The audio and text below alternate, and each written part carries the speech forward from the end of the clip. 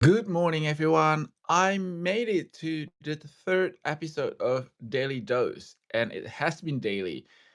I was on yesterday, I was on the day before, and here I am today delivering you the news that are breaking in the world of health and wellness.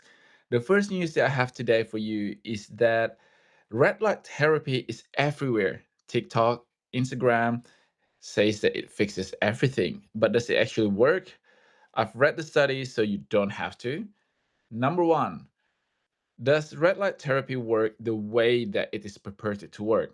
This is the hype versus the science because wellness influencers, including beauty, recovery, even athletes, are touting the benefits, the amazing, miraculous benefits of red light therapy. And how does it actually work? The science is solid at the ground level. Foundationally, the red light therapy stimulate the mitochondrial aspect of your cells. So mitochondria is the powerhouse of your cells. So by increasing the efficiency of the electron transfer system and processes in your cells, they drew a conclusion and make that big leap of faith that it will then manifest in our cellular health, tissue, organ, and eventually our body health. And this is linked to the sped up wound healing, helps with recovery, reducing inflammation, improving performance, as well as increasing the turning over of your cellular function and foundation in your skin. And that's the reason why it is being connected to younger looking, healthy looking, glowing skin that you can find in your beauty clinics or in your in Australia in your laser clinic places. So the problem that I have, while the science is real, the marketing is not. The biology behind it, the way that I explain it to you, is legitimate. However, the gap between the research result versus what you see in clinic, so this is what we call the clinical evidence, there's a huge gap between that. And the $200 that you pay or whatever it is that you pay to actually get this benefit might not be delivering all of these miraculous benefits that you read on the advertisement.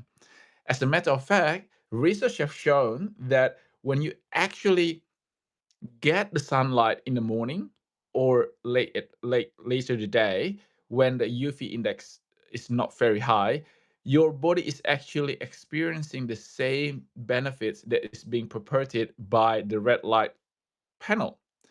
This is because the red light wavelength in the sunlight is actually the highest during the morning and later on the day. And not only that, beneficially, it also has the lower UV index. Obviously, you need to check where you live. And I'm not saying that you need to go out there and get as much sun as possible because there's always a risk and you have to be cautious of developing skin cancer. However, a little bit of sun does help your body to recuperate. It helps with your mood. There's This is the reason why people tend to be happier during summer compared to during winter because the amount of sunlight that we get, the amount of sunlight that we see helps with our brain, helps with our physiology, and eventually it will also improve your cellular metabolism. Have you tried red light therapy? And I am curious to find out whether or not you find it beneficial. What do you think about it? Is the cost worth it? Because it is not cheap, whether or not you buy the panel to do it at home or going into a clinic to actually do it and buy like 5 sessions or 10 sessions. And the other thing that I also find it probably quite difficult for a lot of people is the time spent in front of this red light panel because you would have to spend maybe at least 15 minutes, if not 30 to 60 minutes a day to get the benefit. Uh, Story number two, stress and cognition. 7 days of meditation literally rewires your brain. This is what the study has shown. A single week of intensive meditation led to measurable changes across the brain and the body. The researchers in this study observed improved brain efficiency, boosted immune signaling, and increased natural pain relief chemicals. So we are talking about increasing the adaptability and efficiency of your brain signaling process to make sure that it sends the right signals to the right sides on your body to do the right thing. Okay, let me break it down. So our brain is the main operating system of our body. It is the main computer, the mainframe that determines what goes where, when. And by increasing the capability of your brain to do its functions, you are literally increasing the efficiency of how your body repairs itself. Not only that, it also increases the resilience of your body fighting off diseases. And this is the reason why people who are healthy, people who eat healthily, who moves, who drink enough water, tend to be healthier in general. So it's a little bit of chicken and egg.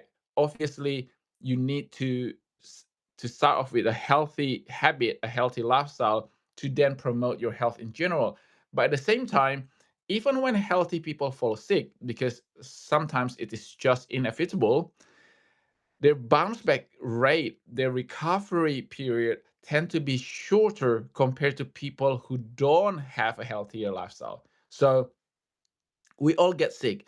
Sometimes it's really easy to dismiss things like, oh, you will get sick anyway.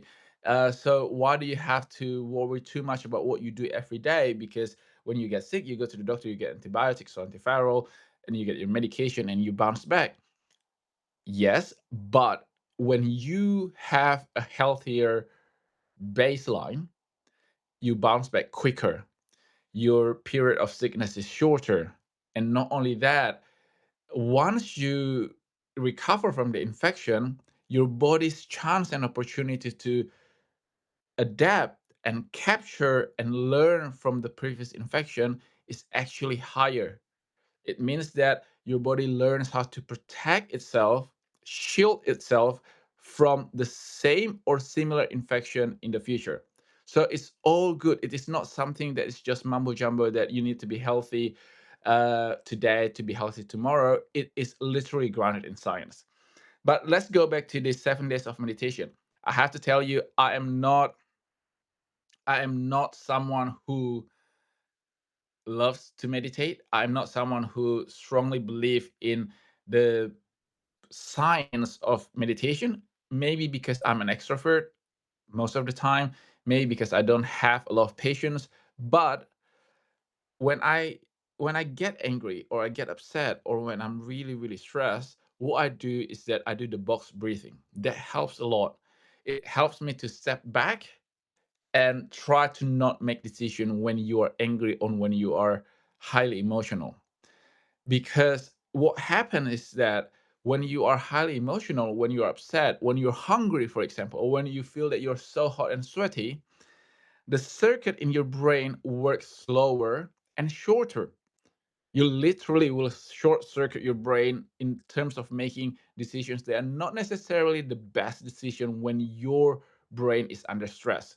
So it is not hard to believe scientifically that meditation, calming yourself down, reducing your stress level, will literally increase your cognition ability.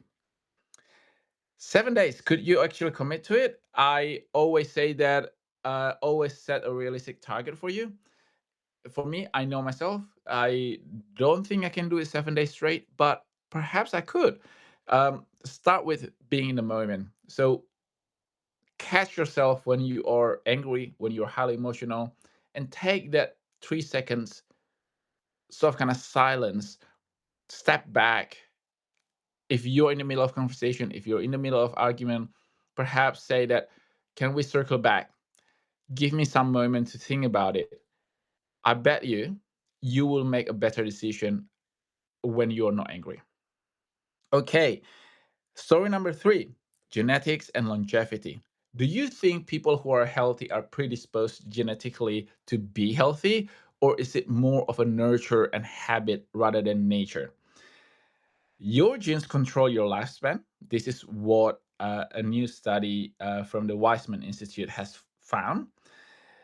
It is something that is quite fascinating because when you read the sentence, your genes control your lifespan far more than science have thought in the past, some people might feel that it is discouraging because it's almost like we have had this predetermination of how long we can live to, what age we can reach genetically, rather than what we can do to influence or manipulate or change our lifespan from what we do. However, it doesn't mean that we're off the hook on lifestyle, because it opens, like I said, a fascinating debate between nature versus nurture, and the biohackers and people who put a lot of investment and effort into their health would probably disagree with this study. And I can see the reason why, because I grew up believing that your efforts will not be betrayed by the result. And to a lot of extent that holds true, because you are literally what you eat. You cannot feed your body trash and expect it to run smoothly, to run well for the remaining of your life. I really do believe that it is a combination between the two. And if you know that you have good genes throughout your family, respect that, be grateful, nurture that. If you know that genetically you're probably have higher risk of developing certain types of disease, be mindful. Do lifestyle changes before you actually fall into that category of elevated risk, because I know that we all start from different baselines. However, there are things that we can do to minimize the impact of genetic in our actual body and health. Okay, I have a couple minutes left, but I would like to answer a question from Ashley Schmidt. Sorry, Ashley asked how to deal with psoriasis. Uh, she has tried red light therapy and it didn't work for her. I really do believe that when it comes to our skin health, 70 to 80% of it are rooted in inflammation. And a lot of times, while psoriasis is very hard to manage, a lot of times people find it very, very beneficial and useful when their general inflammation rate in the body is controlled and lowered. That helps their skin to be a lot more resilient. That helps their body to be a lot more capable of dealing with the flare up. So I would look into the diet, I would look into gut health, and also what you put onto your skin. A lot of times people recommend really thick moisture barrier to sort of kind of protect and shield the skin. However, the skin needs to breathe as well. So there needs to be a combination between the two. Anti-inflammatory diet, something like phenolic antioxidants to help to reduce inflammation from the inside, as well as good quality cream that provides that hydration and moisturizing power without clogging or without suffocating, so to speak, your skin. And we are at the end of our Daily Dose episode 3. I just want to reiterate that if you want the benefits of red light therapy for free, go outside in the morning or early evening. That's when natural sunlight has the highest ratio of the red light. No device, no subscription, is completely free. And just bear in mind that too much of sun is also not good for you. But you know what? Moderation is key in a lot of things. Moderation in everything usually is the way to go. And I do believe that if you draw a conclusion from everything that that you do in your life, you will find this statement holds truth, because even too much of a good thing can be bad. On that note, I will try to come on again tomorrow. Thank you so much for joining me. Thank you so much for all the messages and encouragement. It really helps me to stay committed to doing it every day. Until tomorrow, bye bye.